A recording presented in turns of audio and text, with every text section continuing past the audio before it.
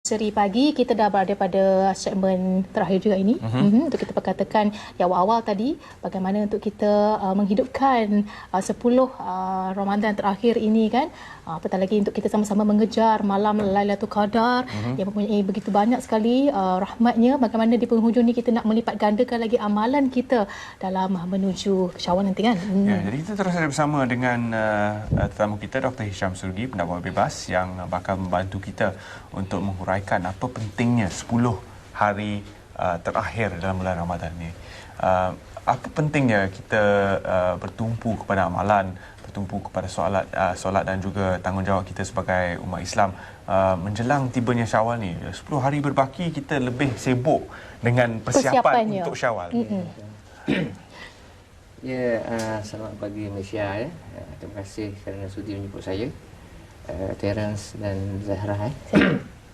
Jadi memang benarlah ya. Sebenarnya kita berbaki lagi 10 hari ya dalam bulan Ramadan ni. Dan sebenarnya berbaki 10 hari inilah yang sebenarnya kita dituntut untuk mengejar ya, untuk mengisi masa yang ada ini untuk mencari Lailatul Qadar kerana banyak hadis Nabi menyebutkan bahawa Lailatul Qadar itu jatuhnya pada 10 malam yang terakhir dan Nabi Muhammad SAW pada 10 malam terakhir itu dia melipat gandakan ibadat dia dan banyak melakukan iktikaf di dalam masjid. Malangnya masyarakat kita pada 10 malam terakhir itulah banyak menyoping, berbeli belah, membuat persiapan hari raya dan sebagainya dan meninggalkan pencarian Lailatul Qadar tersebut. Dan kalau kita lihat kepada usaha-usaha di negara lain, negara jiran, mereka bertumpu kepada aktiviti di dalam masjid ketika 10 malam terakhir ini. Tapi kita dah dapat 1 bulan cuti cukai. Jadi jualan-jualannya pun berlipat ganda. Banyak lagi tarikan di luar sana, di pusat-pusat pembelian dan juga kawasan-kawasan yang menjadi tumpuan pada bulan Ramadan ini. Ini mungkin salah satu budaya, tapi bagaimana untuk kita ubah persepsi ini bahawa tumpuan kita seharusnya di masjid? Ya, bila dia jadi satu budaya ni maksudnya cara hidup. Ya, ini yang kadang-kadang dia nak diubah tu agak sukar ya. Jadi yang pertama sekali perlukan satu kesedaran. Jadi inilah peranan ulama, peranan ustaz-ustaz, peranan tuan-tuan guru, ya, peranan media elektronik seperti RTM ya, untuk sentiasa mewar-warkan, memberi kesedaran, memberi panduan-panduan ya, bahawasanya kita harus kembali kepada sunnah Nabi Muhammad SAW. Ini kerana satu malam yang dikatakan Lailatul Qadar itu menyamai beribadah selama 1000 bulan ataupun dalam kiraatnya 84 tahun beribadat. Bayangkan kita lahir saja sampai umur kita 84 tahun kita dalam keadaan ibadah saja. Sikit pun kita tidak lalai dan leka kan. Jadi yang itu sepatutnya kita kejar sebab kita ni bukan menongkat langit kan. Jadi kadang-kadang kita lupa matlamat sebenar kehidupan kita, bahawa kita dijadikan Allah Ta'ala di dunia ini untuk beribadah kepadanya, untuk mengabdikan diri kepadanya dan untuk memperbanyakkan amal-amal soleh yang mana besok kita akan ditimbang. Ya. Jadi adakah segala amalan kita itu sudah cukup untuk memberatkan timbangan mizan kita itu? Kan? Jadi saya rasa kalau orang ramai faham konsep ini, jadi saya rasa tidak ada masalah. Apa yang menjadi masalah ialah mereka tidak faham. Banyak televisyen, surat khabar, majalah dan sebagainya banyak mempromosi tentang sambutan Idul Fitri itu lebih daripada sambutan untuk memeriahkan 10 malam terakhir di bulan Ramadan. Doktor, melihat kepada senario masyarakat kita hari ini kan, kalau di awal-awal Ramadan itu memang penuh masjidnya kan, di dah penghujung dia mungkin tinggal berapa sah je kan. Bagaimana kita nak terus istiqamah dalam kita mendapat ganjaran pahala itu untuk kita terus mengabdikan diri kita kepada Allah dalam mengejar menghidupkan 10 malam terakhir ini? Ya, sebagaimana yang saya katakan tadi, yang pertama ialah kesedaran, ilmu itu dan peranan ustaz-ustaz, tok-tok guru untuk menyampaikan ilmu. Yang kedua pada saya ialah pihak masjid itu sendiri harus mengadakan program-program yang menarik. Mungkin kalau mereka nak berbeli belah pun, kita pun faham. Dah menjadi budaya kita nak buat persiapan raya juga. Sebab masa itulah kadang-kadang tak sempat nak beli baju. Mungkin di masjid tu boleh menjual baju juga. Kan? Menjual keperluan kuih raya. Jadi sambil-sambil dia masa senggang tu, dia boleh beli. Simpan di bonet kereta, lepas tu pergi sembahyang. Kan? Jadi mungkin akan datang itu pasar-pasar malam ini untuk persiapan hari raya itu boleh diadakan di masjid lah. Di samping kita boleh terus meneruskan ibadah di masjid. Maknanya fungsi masjid tu kita boleh perkembangkan lagi. Dikembangkan lagi. Bukan sekadar tempat ibadat semata-mata, tapi juga untuk keusahawanan dan sebagainya. Betul. Yang kedua, kalaupun benda ni tidak dapat dilakukan, sebenarnya kita kena faham bahawa ibadah ni ialah apa jua yang kita lakukan. Maksudnya kalaupun kita tak dapat pergi ke masjid, kerana kita pun nak buat persiapan raya, yang penting pada saya kita niatkan apa yang kita lakukan tu ibadah. Kita berniaga tu ibadah, kita naik kereta tu ibadah.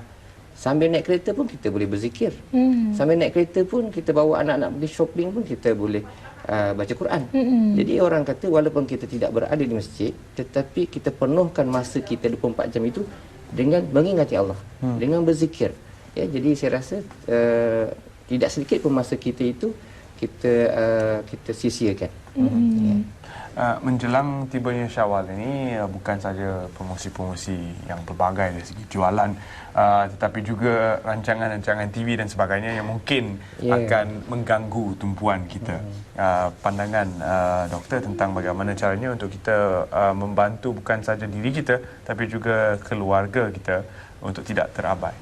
Inilah satu cabaran sebenarnya. Kadang-kadang saya pun tengok pukul 7 tu lah cerita drama yang menarik kan. Jadi elok-elok sembahyang maghrib tu cepat jadi lambat kan. Jadi saya rasa ini peranan media elektronik jugalah penerbit dan sebagainya. Kalau kita semua memegang peranan, kalau ustaz saja berceramah tetapi pihak lain tidak membantu ke arah bertakwa pada Allah Taala, jadi dia akan gagal juga. Jadi dalam pada masa sama penceramah-penceramah ustaz-ustaz menyampaikan ilmu dia, dalam pada yang sama mungkin penerbit TV, mungkin penyiar-penyiar dan sebagainya turut menyokong.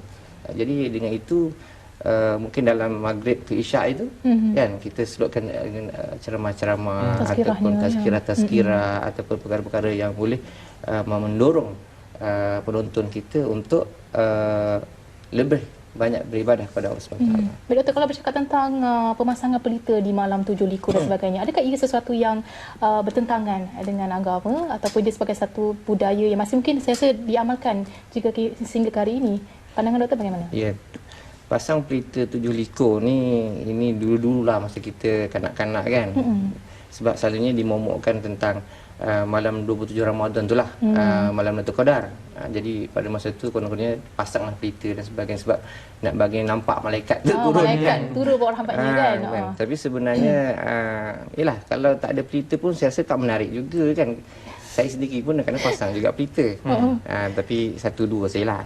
Jadi pada saya walaupun budaya yang baik ini sebenarnya selagi mana dia tidak bertentangan dengan agama tidak ada masalah. Saya rasa kalau kita nak pasang pelita pun boleh cuma jangan sampai berlebih-lebihan melampau-lampau dan sebagainya. Macam lagi pesta yang mesti pesta supaya satu kampung penuh di jalan kan. Setakat satu dua di rumah, sebagai orang kata memberikan satu keindahan, mood kemeriahan, mood raya, mood. Saya rasa tak ada masalah. Kepada anak-anak kita lah yang baru saja mungkin berpuasa buat pertama kali ataupun berpuasa setengah hari, bagaimana untuk kita mendidik mereka tentang pentingnya 10 hari terakhir Ramadan ini?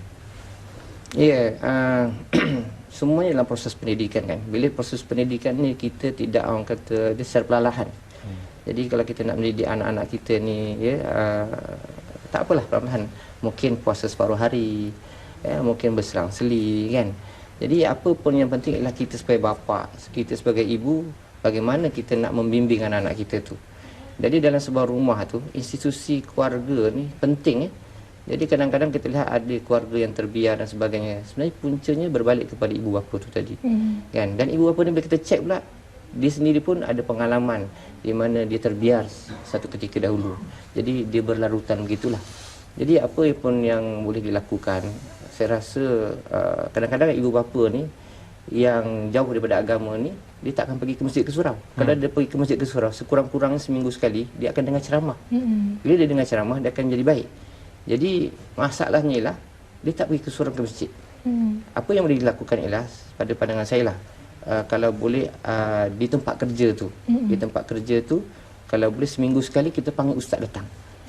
Kalau dia tak dapat pergi ke masjid ke surau, sekurang-kurangnya kita sebagai majikan, sebagai bos, kita telah menolong agama Allah dengan memanggil satu ustaz untuk mengumpulkan staf kita.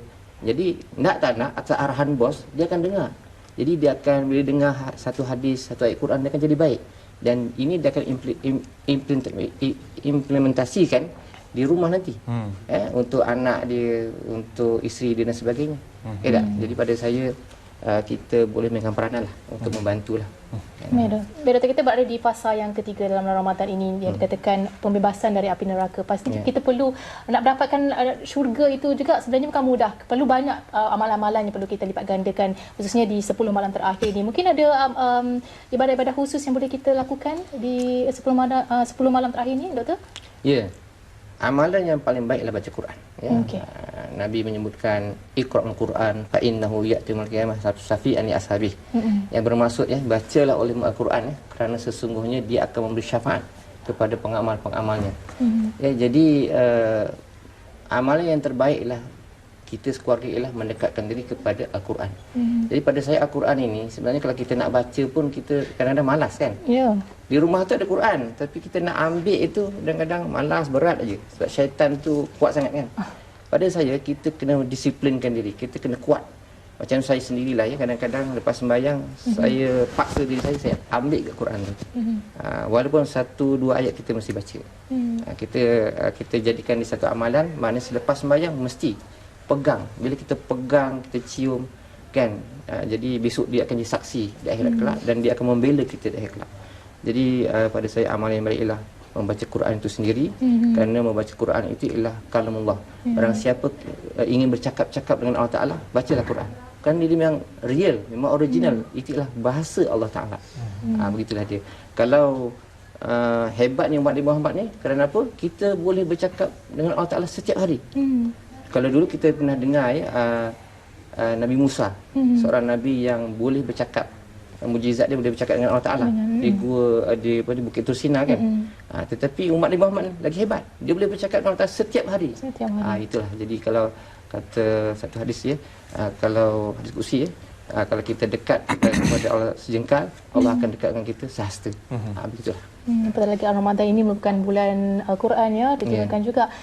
Dari segi pembudayaan takbir raya itu kada rumah ke rumah itu masih lagi tak diamalkan hingga hari ini? Takbir ke rumah-rumah ni satu budaya Islam yang baiklah walaupun tidak dilakukan zaman Rasulullah tetapi benda ni bid'ah hasanah, benda yang tidak dilarang kan. Jadi kalau di tempat saya itu masih dibuat lagi jadi buat tak buat ni sebenarnya atas usaha pengurusi taman tu, atas usaha ketua kampung, atas usaha pengurusi masjid. Kalau pengurusi pemimpin itu ada kesedaran dan dia kuat untuk memberi kesedaran pada AJK dia untuk kita hidupkan balik, maka dia akan jadi. Tapi kalau ketua tu tak kuat, maka nak buah apatah lagi. Pada saya benda ni boleh diteruskanlah. Sebab dia pertama menghidupkan suasana malam itu dengan takbir. Takbir ni membesarkan Allah Subhanahu Wa Taala. Yang kedua, kita dapat pergi ziarah ke rumah-rumah. Secara tak langsung kita dapat menghubungkan silaturahim. Yang ketiga, kita dapat bersedekah bila mana isteri kita menyediakan makanan, juadah. Dan ini sudah tentu menarik sekali untuk diteruskan. Dari segi bersedekah di bulan Ramadan sudah pasti menjadi amalan dan kebiasaan juga. Bagaimana sebenarnya harus kita amalkan amalan yang mulia ini, bersedekah dengan cara yang bersederhana yang tidak melampau. Ramai yang sekarang ni kalau bersedekah sahaja walaupun 10 hari berbaki ini ada saja pautan di media sosial dan sebagainya. Apakah cara terbaik untuk kita bersedekah? Bersedekah dengan ikhlas sebenarnya, dengan ikhlas, kan? Dengan ikhlas. Ya, bersedekah ni banyak kelebihannya ya. Pertama, dengan bersedekah ni dia boleh memanjangkan umur. Ini yang kadang-kadang kita Patut, lupa. Ya. Ya, kalau saya nak cerita panjang tapi ingat siapa nak panjang umur, nak umur dia 60, 70 sampai 100 tahun, banyak sedekah. Banyakkan sedekah. Dan dengan bersedekah ni dia memadamkan kemurkaan Allah Taala. Setiap hari kita buat dosa, setiap hari kita buat kesalahan. Allah kata, barang siapa bersedekah dia memadamkan kemurkaan Allah kepada kita. Jadi kalau kita nak sedekah ni jangan tunggu duit banyak. Ada 10 sen, RM1, RM2, kita sedekah. Tak kisahlah nilainya kan. Yang penting ikhlas. Kalau kita tak ada duit langsung pun, kita bersedekah dengan Fatihah. Kita sedekah dengan doa. Kita sedekah dengan senyuman. Kita sedekahkan dengan buah fikiran. Kita sedekahkan dengan nasihat yang baik. Jadi yang penting ialah hati nak baik. Yang penting kita, apa pun yang kita buat ialah kita menolong agama Allah SWT. Baik, terima kasih kita ucapkan kepada Dr. Isham Surgi, pendakwa bebas yang berkongsi kepada kita bagaimana misi amalan 10 Ramadan terakhir ini. Mungkin kalau kita buat refleksi sikitlah kan, mungkin ada puasa-puasa kita yang hari-hari sebelum ini mungkin kurang sempurna, maka ada berbaki lagi 9 hari ini, boleh kita akan cuba membawa satu puasa yang benar-benar puasa khusus ya, insya-Allah diterima oleh Allah Subhanahu Wa Taala. Terima kasih Dr.